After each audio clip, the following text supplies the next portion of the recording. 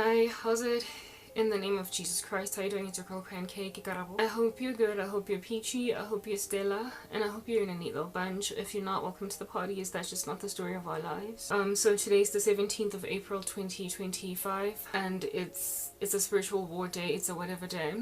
And the topic of the day, let me just put it out there, is I suppose arrogance is a beast, but so what when you got God? I suppose arrogance is a beast, but so what when you got God? I will add it somewhere later on. I did mention that it is the 17th of April 2025, right? This here video will function also as like a little bit of an in-betweener, an interlude video between videos. It's not going to involve all the editing that I tend to and because I just want to get it out there, and this is to get stuff off my chest. Okay, let me just put some caveats out there. Kindly look out for my captions. They're not always accurate. They sometimes use a small G for God, do they? Yeah, they do sometimes use a small G for God, etc. Look, I don't have time to be editing captions because I'm barely perused, so they're there but they're not accurate. At least they get generated. I have an application that does that for me for free, so praise God. And then next thing, kindly gaze at the scripture of the day, whatever it might be. It's swinging left to right. That scripture is picked as inside a lottery, and it is based on whatever I'm talking about today, so I will think about it later on. Okay, what else? I am wearing app makeup. If it falls off and on my face, it's an application, it's not the real deal. Look, I just want to get straight into the point. Okay, I believe I've set out as many caveats as I possibly can. It is presently 21:54, so I'm only starting to chit-chatter right now because it just makes better sense for me to chit-chatter at a certain time, because then it's not so hot and it's also relatively still and calm in the atmosphere and the periphery. Listen, okay, yo, okay, like, okay, so this is my new channel. Oh, this is a caveat. I have to keep on putting this one out there. It is important. I have officially fled from some old place where I was posting, but that place has got a whole chunk of prophecy, a whole chunk of history, and I will every so often, as I'm busy chit-chatting over here, refer to stuff I said in my old channels, so as to not have to reiterate certain topics that I cover, certain things that I have already spoken. I must necessarily lead you, if you want context as to my entire spiritual war, to my old channels, but like really you have only one link. There were 5. 2 got deleted for no reason, so there are now 3. 1 is animated, the other one is exactly the same as the one that you have the link below in the description box. There is a link in the description box below of channels of my old channel. I also had a bright spark idea the other day when I was uploading my first ever video on these new channels, to basically use, what do you call these things? What do they call them? Like end screens. Yeah, to utilize end screens to basically lead you to my old channel. So if you're if you know, because I'm like severely persecuted by some miscreants I hate to have to use plurals, okay?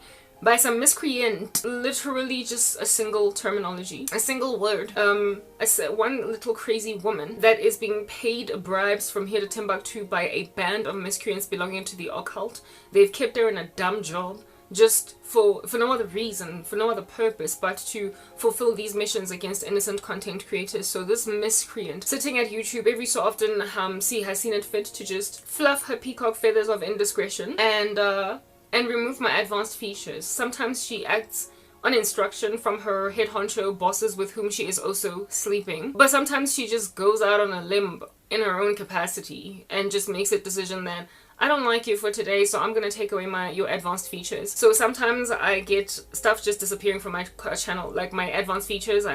When I don't have advanced features verified, right, my links below are not clickable. That's one of the issues. I also can't monetize, blah, blah. There's just like a whole bunch of things that you can't do when you don't have advanced features. You can't upload as many thumbnails as you would desire. So with these restrictions that I tend to have as a result of thumbnail issues, not thumbnail, but advanced features issues. As a result of these advanced features issues, y'all can't click on my links. That's the main thing that I'm actually trying to refer to. So the other day I got a bright sparky idea, seeing as people, when they have to like scoop up a whole highlighted URL and then plonk it into a search box, it's taxing, it's too onerous, it could be boring for them so they don't do it. Yeah, it's easier to just click on a clickable link. Then in that way you just get redirected to the website wherever you want to be, right? But if you can't click on a link, some people find it laborious to have to go through the whole, you know, process of meandering about this graphical user interface that is the internet machine in order to find yourself where you want to be, using 10 steps versus 1. So I came up with a bright spark idea, given that there are 10 steps as opposed to 1, with the last video in the out of the series of videos that I tend to upload. You know how I've got like 1 part, 2 parts, 3 parts, 5-part series, 7-part series. I can have many parts per session of chit chatter communicate. That's what's good. Okay, I can have many parts. So the last part where I basically link in the end screen, I choose whichever video I want you guys to watch, or whatever recommended video, either a previous video or a video that's up and coming, what, I don't know. And so it's going to be later on available. I made a decision to choose a video from one of the videos, from, if anything, not one of, the lattermost, the uppermost, the last pretty much video that I posted, the last series that I posted in my old channels, so as to give you somewhere to click. So these randos, there's always a workaround them, okay? A place where it is that you can click on a link instead of have to go the 10-step process of highlighting one, copying it, and then pasting it in a search box. You can still click. If at all, I put it in an end screen. So my old channel, I have at the end of each series the recommended video. I will put right next to the one that I also want you to watch from the present channels that you are inside. I will also put another end screen to lead you to the very last video that I posted, the last series in my old channel. That'll then redirect you to my old channel via just one click, one click, right? And then you can go there at your leisure and watch the content there, because it's also very relevant. But yeah, I have to put, I know this was a very long caveat, I'm very long-winding, I can be, but I promise you next time I'm not going to give that whole long story. I will always have as my final video in these channels a link to my old content, so that you will always have it there, even if this miscreant at YouTube decides to take away my advanced features. Little harlot. Anyway, whatever. Yeah, so with spiritual whores doing a thing or two in my ecosystem, we're just like, whatever. It has to be placed before your eyes at all that this here is not a maintained or a going concern. My old content, I will perpetually keep on referring back to it, because I keep repeating myself time and time again, highlighting same things that I spoke before, because that's just the nature of spiritual war. Coupled with the fact that when you give prophecy, it's just prophecy, it's prophecy, it's prophecy. Where it is that you move, it'll still be relevant. So if at all, you can walk the streets with little tracks printed, paperbacks that you can hand out of previous stuff you've said, then by all means. And my old content is like a paperback that I walk around with, just handing to people to give them context as to what in the world is going on over here. Listen, okay, people, I don't even know where to commence this discussion. Oh my word. Like, I'm South African. I keep saying that time and time again, because I guess it's not so clear in this particular ministry, because I don't have a South African flag anywhere in note. So I must let you know that I'm from here. This nation of mine is dying. If anything, it's already kind of dead. But in the same way that with a dead body just kind of chilling like a carry-on the side of the street, it has to wait for coroners, do you understand, come and pick it up, take it to the mortuary, perhaps do an autopsy, perhaps donate some of its organs to science. Following which, then it'll either be cremated or buried or whatever by the family, but just removed from everybody's sight so that it won't continue to stink up the room anymore. So long story short, there's still quite a lot of administration involved to a dead body. There's funerals to be attended, just this very taxing, onerous process that one must go through to basically just get rid of it. Yeah, and this nation is like a dead body that is very unfortunately, that's just the sad and disquieting thing. I need to switch on my electric blanket. As you can see, I'm wearing so very many layers of warm stuff because it's getting nippy. It's winter in these streets of SA, whatever. It's not really winter, it's headed for winter, but in my life, winter, schminter, autumn, schmortum is the same thing. Not really, but it could be. Moving on. Okay, so now that the electric blanket is going to go and fizzle up my nether regions, let us go back to the conversation.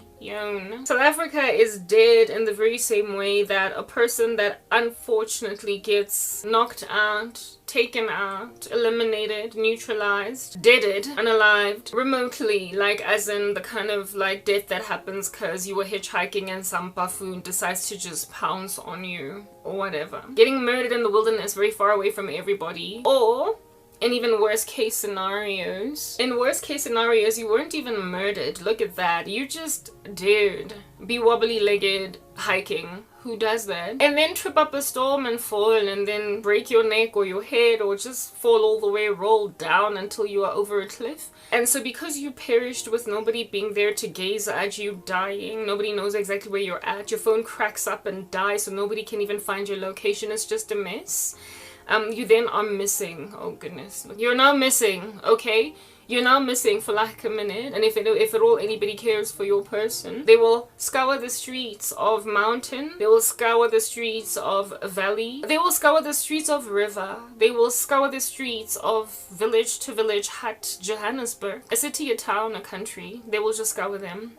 Okay? I'm trying to locate you, because after all, ever since the last time you had a conversation with someone that cares about what's going on with you, it appeared you were en route hiking, but you were hiking in some large terrain that does not have very many drones hovering above it. There are no telecommunications poles. It's the one section of the planet that the Antichrist even in the tribulation is not going to be able to get to, because that's where the Israeli lady, the woman in Revelation 12, is going to flee to. So if she can successfully flee from the dragon, it means there must not be an ability for all these drones that surveil the human race and find you wherever you're chilling, saying come out wherever you are. Yeah, no, even the Antichrist system is not going to find you over there. So I mean, if the Antichrist system with all of its technology can't find you in the wilderness, honey, there's somebody with a cell phone, and mere police dogs are not going to do any better. So you dared go and disappear in some jungle. In Machu Picchu, you are in the rainforest. You are somewhere unperused by human map makers, people that draw maps, people that travel the terrain of the planet for no other purpose but to just plot it on a map. Haven't gotten there, okay? You dared go and hike in that space. Look at you go. So more so, is it going to be really rough to identify your body? So then there's the cataclysmia of your decomposition right there. Carry-ons. Hey, you become a carry-on, sorry, and then there's like scavengers, like wolves and stuff, hyenas. They're all up in your grill as you're gnawing away at your meat, okay? They are devouring into your skeleton, and as time progresses, it becomes harder and harder for you to identify your body. So now we are in dire need of random stuff like dental records, and even then, if and only if you actually have been to a dentist. If and only if you've actually been to a dentist, you know, same way that with fingerprints, you're only as good as discovered using fingerprints if you've actually put your biometrics anywhere near a police station. Otherwise, fingerprint schmingerprint, okay? So that's how you're gonna get identified here, through bones. Hey, bone structure. If you're like me, maybe you can be easily found because then you've got a pongo, but largely people don't have a big forehead like me, so it's really rough to find out that that's Cran K that's dead over there. Yeah, dental records. If you have not been to a dentist, especially not in that country, dream on, dream on, right? They could use your DNA if and only if you have not decomposed and just disappeared for so very many years that the integrity of your DNA has been massacred by the elements, being fire or just animals, like just a whole bunch of random things that can eliminate DNA altogether. So now we're gonna have to go through the hard task of verifying that it's you just by perusing the general area and discovering that, oh, but that is her phone. Oh, but that is her top. Oh, that is her wedding ring. Oh, that is her particular brand of lipstick because she has it bespoke made just for her. Nobody else owns that shade. Oh, but it is, oh, but it is. So circumstantially, people identify your body because, you know, they recognize your lipstick shade or your perfume or your phone. Just the surrounding environment speaks volumes as to it being likely you. Yeah, there's that whole process. Like, dare you die in the wilderness? Like, what? That could be your issue. So your funeral doesn't happen for a minute. People in, like, you know, the streets of your road, in your hood, hope you're not dead, so you may or may not have a memorial service done for you. Those that are hanging on for dear life that you could be recovered might even linger a year or 2 years before they either do a memorial service, or in the instance of people throwing in the towel, They don't, they just go right ahead to do a memorial service without confirming that you're actually dead or whatever. Long story short, there's quite an onerous process to death, especially if you pass away in like some crazy dingy joint where it's very rough for people to find your body, and even if they find it, identify it. Alright, South Africa, this nation that I live in. Yeah, now that we've gone on to linger about that laborious description of dead bodies and putrefying in the wilderness eaten by hyena scavengers. Hyenas. This nation is like a carry-on that way. Okay, it's already dead. But there is so much administration involved, for crying out loud. And never mind confirming that it's dead, because it left hiking on its own by its savvy without a chaperone. It went hiking without a chaperone, you guys. Without an individual to just accompany it. Because, I mean, who goes hiking alone? Like, people do stuff like that. Y'all need to stop. Okay, y'all need to just stop. Anyway, whatever. Went hiking all by them savvy. And they just told a couple of people that, ooh, I'm on a mission to find myself and I'm gonna do that on a mountain. Yeah. And then they unfortunately perish at that mountain. Where nobody killed them either, right? Like, it's even worse when no one kills you, because if somebody kills you, they could just like burst out into guilt tears or something and go to the police and be like, oh, I killed a lady and left her body in the mountains of Never Find Me land. A person can identify you. A person can ultimately blurt out the truth as to where they hid your remains. But dare you pass away because you tripped. Look at you be wobbly-legged in the bush. And then like, your skull is cracked and you're out here being dead with your kids still thinking you're coming home. And then you don't, of course, come home, right? Unless like you're weird or zombie or something. Largely you don't come back home. This nation is like a hiker that has perished because they were wobbly-legged and they tripped. There isn't even somebody out here with a guilty conscience prepared to be like, I did it, I wish I didn't, and now it's eating me alive, I can't sleep at night, I'm like Lady Macbeth, I keep on washing my hands from the blood of the king, I'm so guilty, I'm gonna kill myself because I'm so guilty. There is no individual shepherd by a guilty conscience, there's just you and your body before a holy God that is aware as to where you're at, but literally don't nobody else know. This nation that is Mzansi Afrika de Sud is dead like that irresponsible hiking lady that decided to go and find herself on a mountaintop and then she tripped. It's been dead for a very long frigging time. For a minute. But ain't nobody aware that that's a thing. However, you know, the stench of potential death ruminating in the sky tends to happen upon individuals ever so immediately. So this lady Machika could totally go to the mountain, hike, right? On some said day in September. Hike.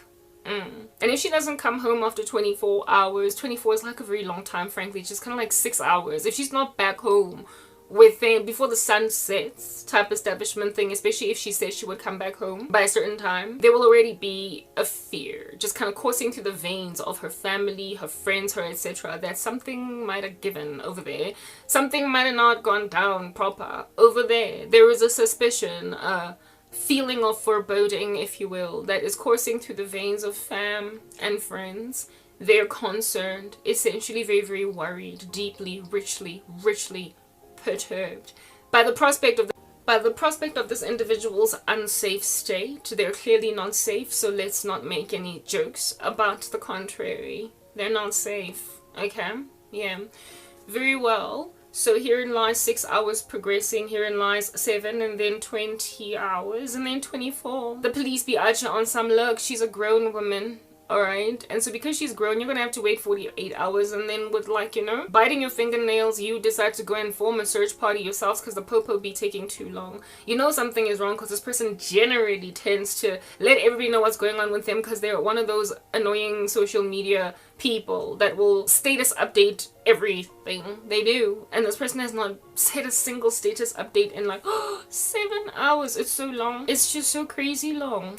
And so because 7 hours has progressed with no new update as to what extra thing they did each new minute, this relatively busy social media content creator individual generally does, yeah, of course, his own friends, family members, her own friends, family members, their own friends, family members, the whole caucus that they have, their entourage, will be the first to look for them while the popo will pass them shade because they're like the South African police out here flicking their hair and saying, this country is not my son, like Michael Jackson singing Billie Jean, full of denial that they're not actually doing anything for the country. Let's just move on from the South African police.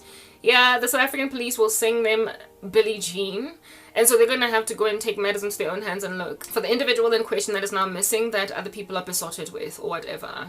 Okay? Yeah, very well. So, long story short, what I'm trying to get at is that South Africa is dead, and the stench of its potential death, the prospect of it truly being dead, has been suspected literally from the first hour it started to evidence that it was dead, when it was gone for like 7 hours from social media, when it had not posted a status update after 5 minutes. It became evident to the closest in the country to it, the ones who were listening with their ears to the ground as to the heartbeat of the country, the ones who cared the most for it, the patriots, or those that have been around for a minute, like, you know, the elderly, like those that were around maybe in the days of apartheid, those who grew up in the 80s, 90s, basically not the Gen Zs, like millennials. I'm speaking about Gen X's, boomers going back, like the older oaks, the ones that have been here for a minute and have basically experienced enough of a lifetime span of this country to discover certain things missing over here. Older folk, and maybe even older Gen Zs. So let me not rule out the unfortunate Gen Zs just yet. They might just feel like I am ageist or whatever. I'm not, okay? The older Gen Zs, like the ones that are like 27, 26, yeah.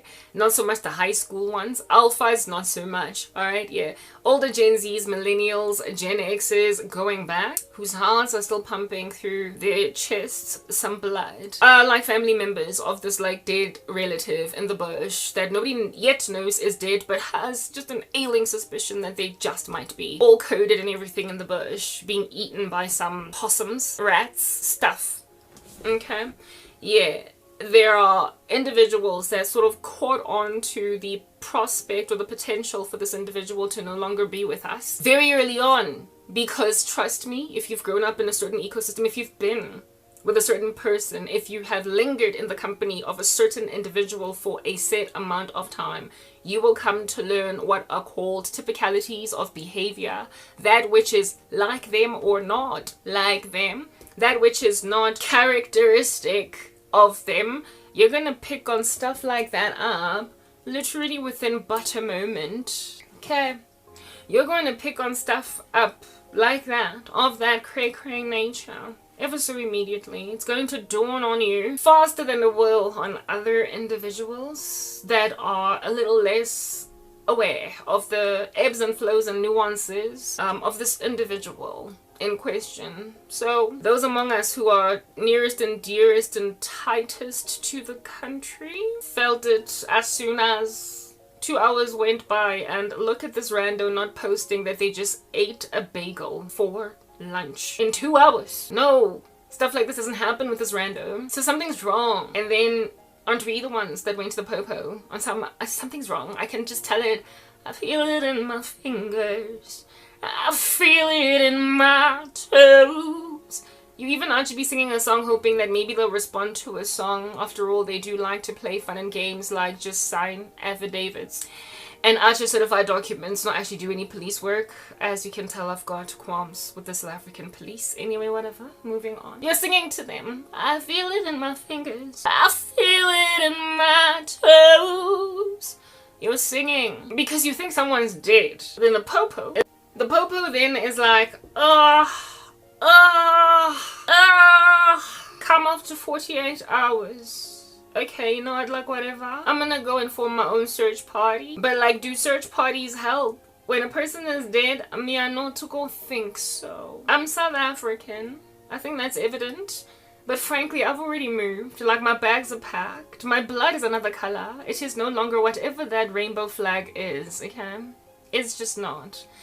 Mara, there are suspicions to the contrary that are false. Beliefs on the left and on the right that perhaps maybe I might change my mind, and it's just not giving. But anyway, people got hopes and ambitions and they're entitled to them. But my oh my, understand, I am not going to capitulate to your hopes and ambitions. My expensive hopes and ambitions are not going to be cheapened by your cheap hopes and ambitions. I'm not staying. Anyway, whatever. Now that we've put that out there, there are some people that caught on really early, and I will give you my own little story, my own little story, because Jesus has a thing about giving me stories in the middle of conversation that I never thought I would share, but then they like just pop up into my understanding, because that's how Jesus would have me share relatability in this regard. I got my own story to tell. Am I boring you? I do apologize. I am distracted because I am doing very many things at the same time. I am editing content, just in case you were wondering, but it does not matter that it takes me so long to bring about any kind of festive activity on my channels. I don't post to edify you, because literally I've got a whole bunch of zombies walking around acting like they're alive, called South Africans, thoroughly standing on my chest, sitting on it, saying, Karabo, you will go nowhere. And I'm like, I do apologize, you are the one here that's naive.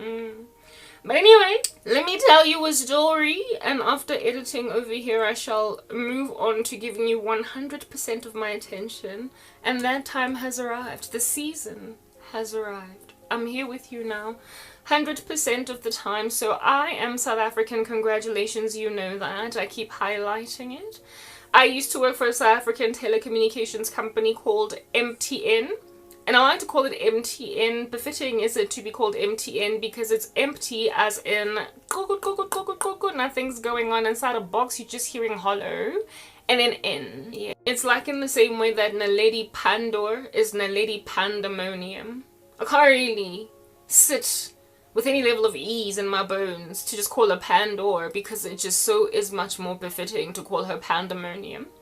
Same way that Cyril Ramaphosa is Cyril Ramaphosa, because like he's literally pausing South Africa. So Cyril Ramaphosa, her who? The nation. Anyway, whatever. So MTN is like empty, just like a glass that you just drank out of following having been severely parched after doing the Comrades Marathon. Empty is your little squishy slushy bottle. That's once again N. It's just an empty company. But anyway, it looks like it's got girth. We're going to tell you a story about the individual environment that I come from called MTN. And what in the world was going on over there?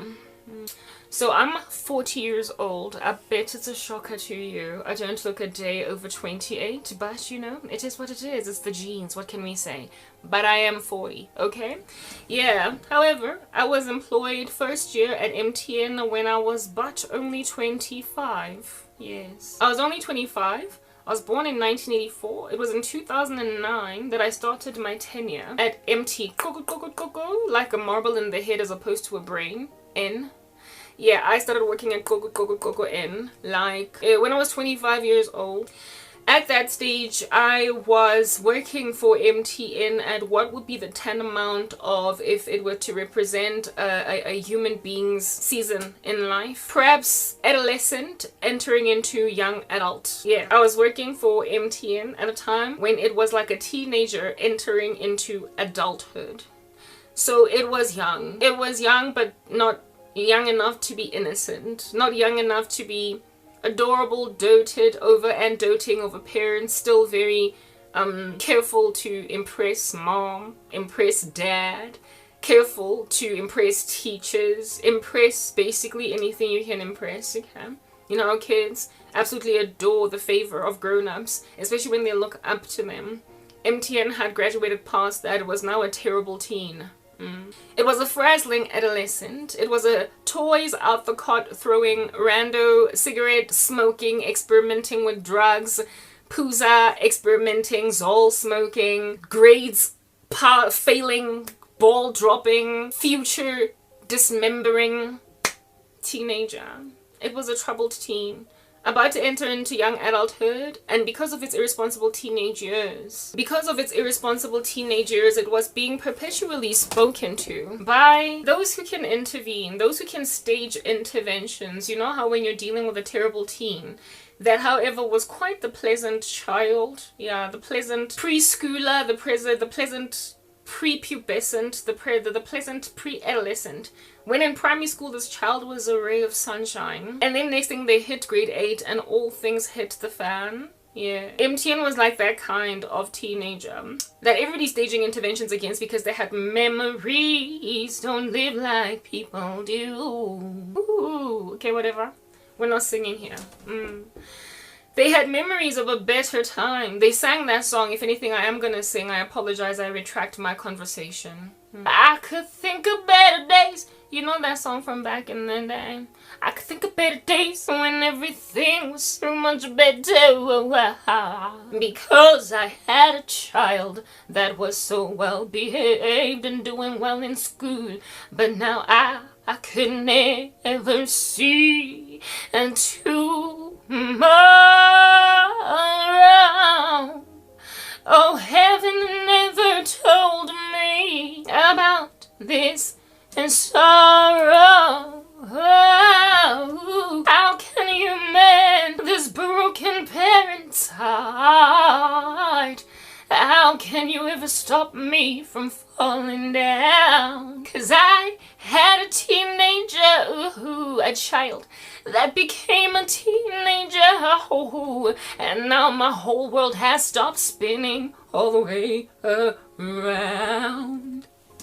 'Cause this kid is a la miscreant. This kid is mischievous. This kid is a delinquent. I can't deal. But I could think of better days when my kid was the baddest in the game. All the teachers in the school loved my baby. But now I could never think even about this kid's tomorrow. They're not even gonna make it to varsity at this rate. They might just die and cause me sorrow. That's the mama. That's the daddy. When you're dealing with a kid that was the baddest in the game, and then they become a teenager and they become literally the baddest, but like as in the quite literal interpretation of the word, just bad, like bad eggs. Aye, what is wrong with you? I could think of better days when my kid was so great. Shut up, mama. It's over, move on. That was empty. Coco N. That was MTN. I started working for MTN when it was like an irresponsible teenager that, I mean, you remember when you also started to give your parents quite a bit of amount of grief. Yes. How entitled you felt in that space. You hated correction. You hated rebuke so much, like they were the ones that were crawling up your skirt, like they were the ones that were going up your nose like there's some chilia. Yeah, you remember that, right? When you were a teenager doing strange, ominous stuff like proper. I remember there was a time when I had a boyfriend over at my house where I stayed. I was there with my lover boy. I was like 16, 17, and we were like smooching on the sofa or whatever for like ever and a day. And then my mother's friend decides to come and pay us a visit. Do you understand? No, did she decide to come and pay us a visit? I need to know what in the world was happening. No, it wasn't just me smooching with the boyfriend, right? It was my cousin and I hanging out with the boyfriends. And these guys came to the house where at the time my cousin used to stay in Naturina, and they drove cars. The one guy drove a car. My particular boyfriend didn't have a car, but he was entouraging with this card human being.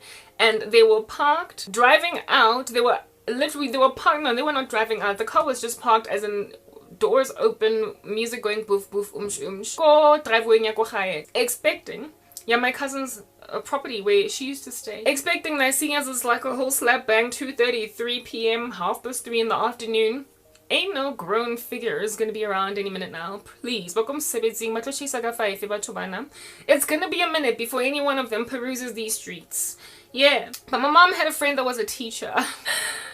Were we staying there or was my cousin still staying there? Listen, all I know is that my cousin was there too, because there was a time when we also stayed Gonashirina. We moved there after my grandmother passed away, so it could have been the transitory phase or the whatever, in the in-betweener phase between.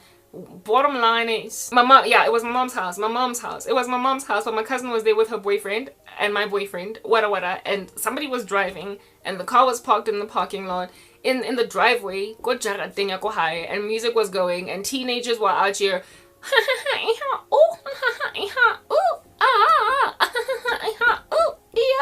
just dancing, doing whatever, just being teenagers, thinking that we're entitled to our fun and to our butcher. Okay, yeah, We were all up in that grill. And then this teacher rando, because I mean, you know, you don't quite account for teachers.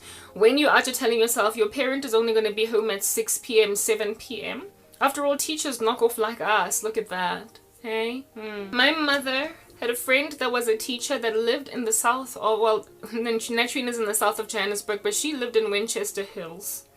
And for some strange reason, don't nobody know what that reason is, she made a decision to just come and see my mom on a weekday at like 3:30 because she was like done with work. Being a teacher, she gets out same time as us, maybe stays a little bit 1 hour extra after school ends, but largely teachers' hours are our hours. They don't work as ridiculously as people in 9 to 5s, except maybe marking scripts and dealing with miscreant children after school. For the better majority, they're home very early. And this teacher lady decides to drive to Natrina from Winchester. She used to teach a school, however, in Soweto. So I think she was just doing a detour through Natrina en route Winchester. Decides to like stop at my mom's house. I think she wanted to drop off something at my mom's house, trusting her friend's house, my mom's house, which was her friend, trusting that Karabo was gonna be home. So I'll drop this thing off with Karabo. Here is this teacher then arriving. I see her vehicle. I see her car. I know it from a mile away. I know her vehicle. I had seen her car. She had the same car for like a minute.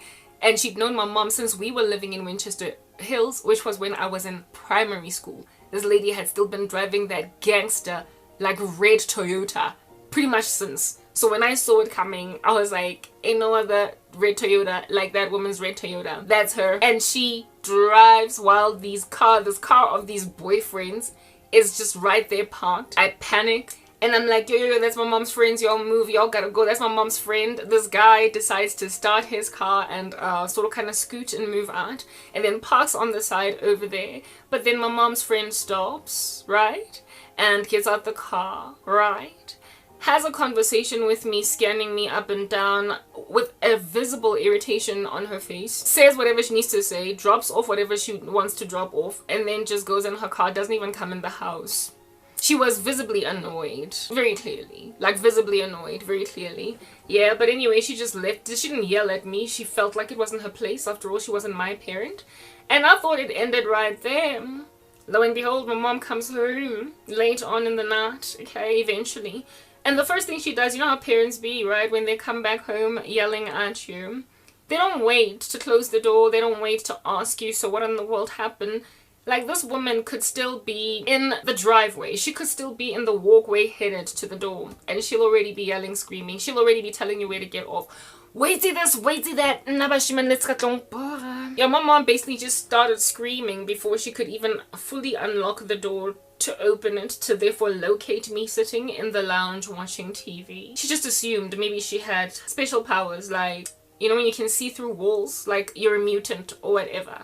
You can tell that somebody's sitting on the lounge, even though the door's like closed. It's wood. It's like thick. It's opaque. You're not gonna see through that. But she was yelling at me before she could open the door, before she could unlock it, before she could therefore discover that she rightly was speaking to someone that could hear her clearly, because she was obviously in the lounge. Yeah, she didn't wait to locate me in the lounge, see me with her own 2 eyes, with her x-ray vision. She must have known that I was sitting there. Because she started yelling before the door was open. Parents be like, Bajwa, they will yell at you before they even open the door. They will yell at you while they're still in their car. And you will strangely hear everything. And you will strangely also be targeted by those voice notes like it's WhatsApp. Wherever you're sitting, you will hear it. You will hear it. You will hear it. Because their acoustics of their voice literally follow you wherever you're sitting. If you're in the bedroom, they land in the bedroom. If you're sitting on the toilet seat, they will land in the bathroom. If you're sitting in the kitchen, yeah, and they're still in the car. That's how they yell at you, from inside the car, from behind a wooden door. They find you. So my mom starts yelling. During the day, and I'm like, whoa. Yeah, the irritation, the annoyance. Oh my goodness. The annoyance.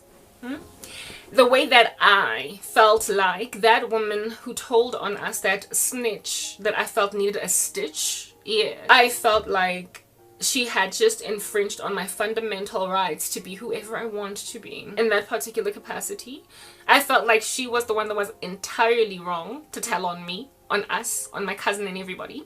I felt like the yelling of my mom was some kind of abuse of sorts, and that she was in no position to be a parent. Because why are you yelling at me? Do you not discover within your bones that this here is the kind of stuff that can get people put in jail? You feel like she deserves to be bombed on the spot while you deserve to be pampered, comforted by this whole entire South Africa for having a most ridiculous parent with a most ridiculous nosy friend whose business it is not to argue be getting all up in your nosy hairs of a teenager. Like, yeah, I received that rebuke from my mom. Like, she was wrong. Like, she needed to be arrested by some kind of irresponsibility police. And like, I was right. And literally, I never graduated past that belief until I got like older. I never graduated past the belief that I wasn't right standing with the powers of the universe.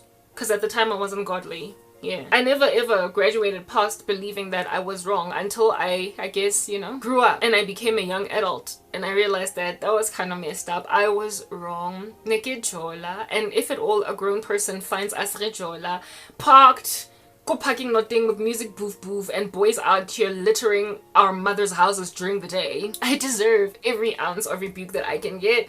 Thankfully, I never got beaten down or whatever, no belt, no child being given the rod, but I certainly was spoken to like I am just the scum of the earth, because that's exactly what I was.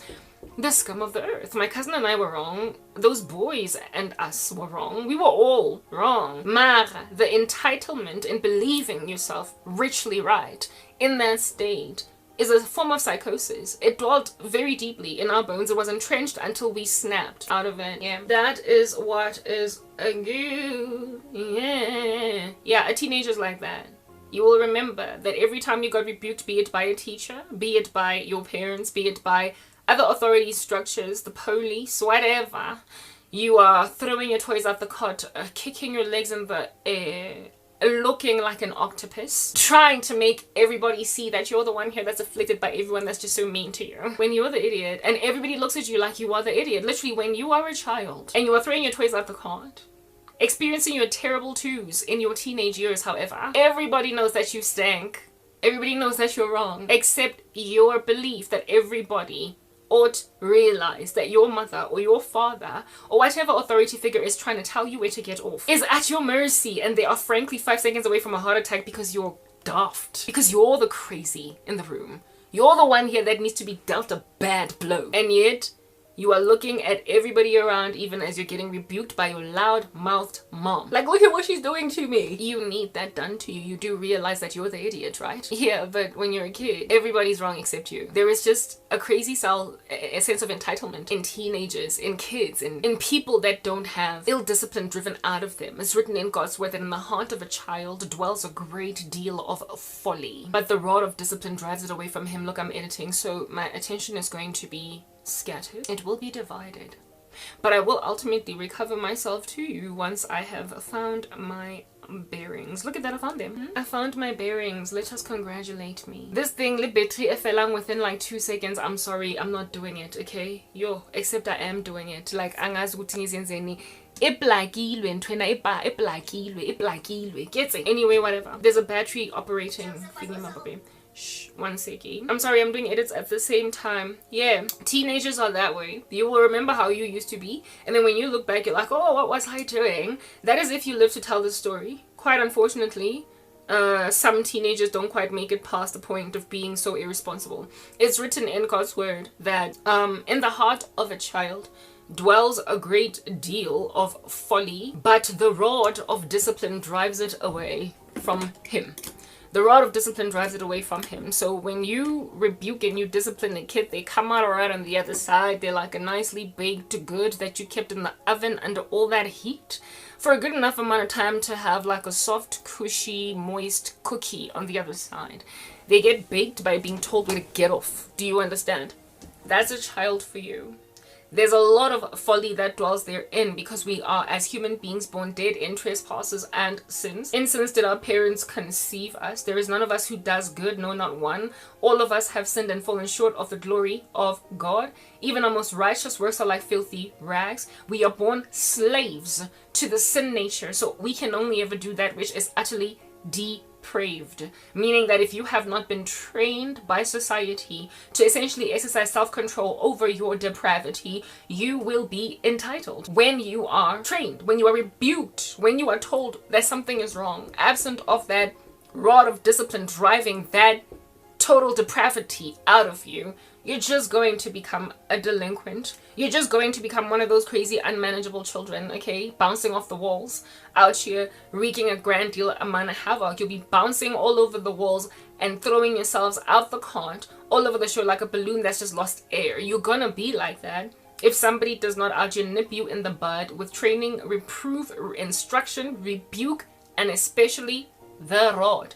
You're got to be trapat. Do you understand? It is important. But it's 2025 and kids aren't being trapat anymore now, are they? And that's why we've got this for a street. That's why we've got this for a country. That's why we've got this for a situation. Ain't nobody out there trapating kids, and so now they look like whatever your Gen Alphas are doing. Anyway, whatever. So let us move on right ahead to then communicate the veracity, or to conclude it, the veracity in this building argument space that I'm in right now. Let us conclude it. The veracity of the fact that absent of growing up after being trapped enough times, either by a physical rod or by some responsible authority figures, you're just gonna turn out to be quite the putrid adult later on. Therefore, the teenage years are a trudging. They are a heaving through for parents.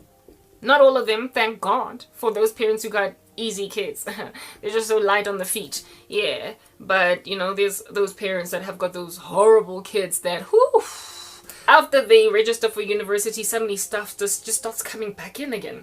They start shaping up again. They you know, it's like, oh, I thought this like kid was gonna die at the age of 17, but look at them thoroughly matriculate. Look at them pass first, second, third year. Look at them get an internship, and look at them actually go to work every day and actually, you know, pitch. You know how you had to whip a kid to go to school every single day? But look at him actually pitching, setting his own alarm and going to work and actually staying there. Like he's staying. Look guys, look at that. I'm not touching it. It's just stay. He's staying. I used to have to do that to him when he was in high school, so he could sit down in a chair and study. Now he's just staying. It's a miracle to see how the Lord succeeds to show you that when you rebuke, discipline a teenager, a kid, they stay later on in their own capacity. They don't gotta be moved. They just stay like Bobby. Sit! They just sit! Yeah, Mara, you first have to go through 15, 16, 14, 13. You first have to go through 18 and a half, 19, sometimes if they're still in your house, before they like sit on their own accord. Because it just gets exhausting to just be this balloon that's lost air flying around all over the room, right?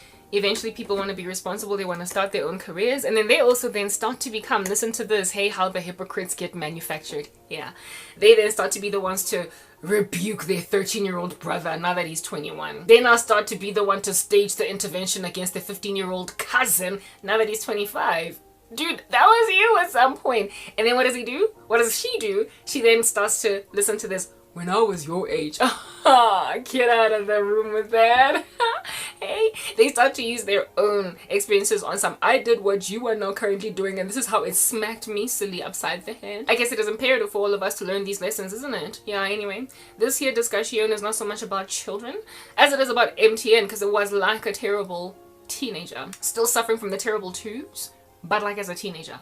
What?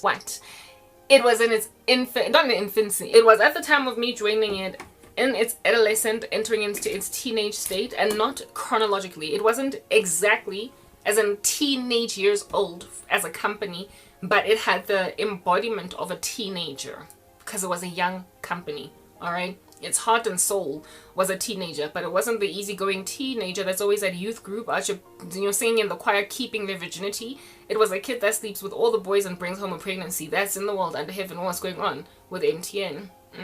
It was a teenager entering into young adulthood in the era of too much clubbing, too much drinking, too much smoking, too much experimentation, too much brain cell killing, too much entitlement, hatred of rebuke. Everybody that tells it where to get off, it's it. And so therefore therefore wasn't, like I said, a position to be rebuked. And you see, the thing about a teenager that doesn't get rebuked, that doesn't get trained up, that doesn't get taught, that doesn't get taught, basically brought back to earth after floating around in space aimlessly like an astronaut, yeah, that's lost sight of his ship. If he does not get brought down back to earth again, inevitably there will be implosion, there will be disaster, there will be entitlement, and it'll produce just a manifestly wicked adult. Just a crazy, freaking, annoying, insufferable adult, okay? That nobody can deal with, nobody can be spoken to by them and come out around on the other side. Just a narcissist of prolific proportions that is used to getting everything that they want without having to do anything. Used to getting everything that they want without having to do anything to appease everybody else. They're just the ones rather that are getting appeased. MTN was like a teenager of that nature, and unfortunately grew into a grown-up, an adult, that never really recovered from the terrible teenage years. They rather became an entitled adult that now was just stepping on the toes of literally every single body in the room. Now, 2009, I'm 25 years old. And upon arriving at MTN, people could already think of better days when it was so much better. They had stories that they shared over lunch. Karabo, if you were here just 4 years ago, girl, you were gonna be so much happier. I can only sit here and chat to you since I started working at MTN in its very infancy about the sorrow. How can we mend this broken company? How can we stop the bleed from bleeding out? Crankcase it down. How it was in the beginning of MTN. It was causing everybody to turn around. But now it's like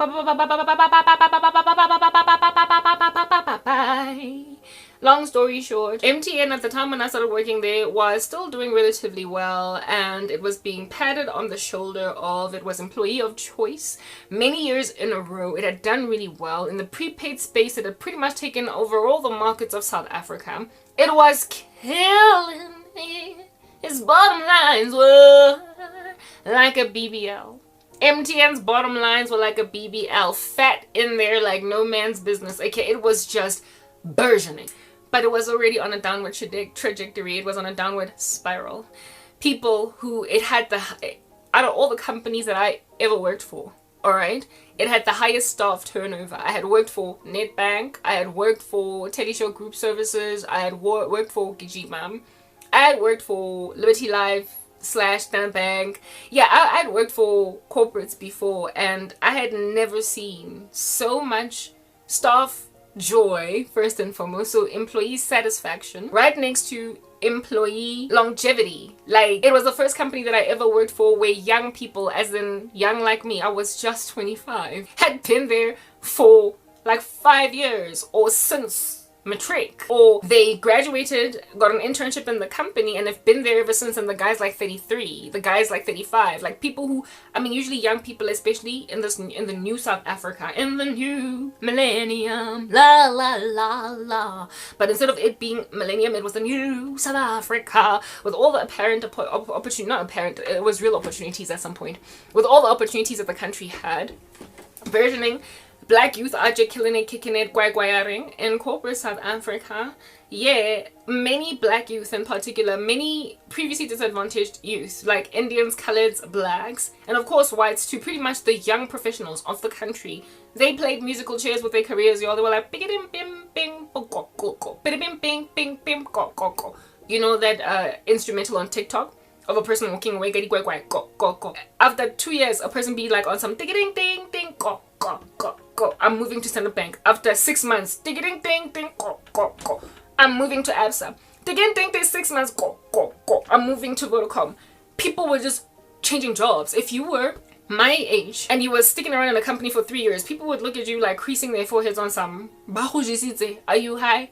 Like, are they keeping you there like bring back lost lover? Is that Koroba like I see what it is. Like, how you gonna stay in a company when there are so many opportunities out there?